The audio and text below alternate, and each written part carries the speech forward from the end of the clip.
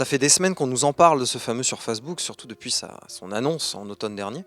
Et puis, il est finalement arrivé en France, cet ordinateur ultime. Ultime, c'est la façon dont Microsoft le décrit, et pourtant on va voir qu'il ne l'est pas tant que ça.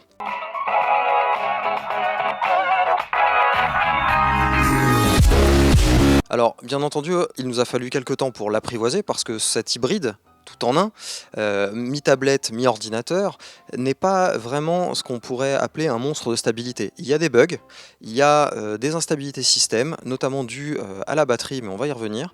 Et pour une expérience optimale sous Windows 10, on s'attendait à bien mieux de la part de ce très bel ordinateur de Microsoft. Alors l'autre point faible, bien sûr, c'est le prix, parce qu'à 3000 euros le morceau, c'est pas évident pour Microsoft de justifier livrer une machine certes puissante, certes très bien finie, mais qui manque un petit peu d'endurance, seulement 8h30 au grand maximum, et qui souffre de beaucoup de défauts de jeunesse. Premier point fort de ce sur Facebook, eh bien, c'est la finition. Microsoft nous avait promis un très beau boîtier en magnésium, vraiment solide, vraiment bien fini, anguleux, etc. Eh bien, c'est le cas. Le sur Facebook est très agréable à l'œil, très agréable à prendre en main.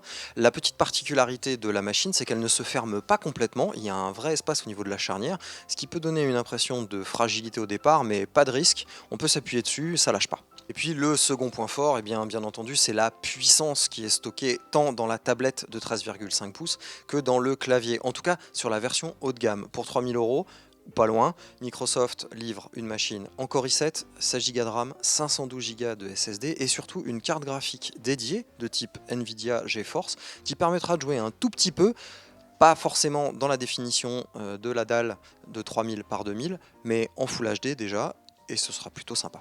Et puis le troisième point fort, eh bien, c'est une astuce de conception plutôt ingénieuse que Microsoft nous livre sur Facebook, puisqu'il s'agit de la charnière qui est garnie de petits électroaimants et qui permet de maintenir la tablette solidaire du clavier, peu importe finalement ce que vous faites avec. Vous pouvez l'attraper, la secouer dans tous les sens, pas de souci, ça tient.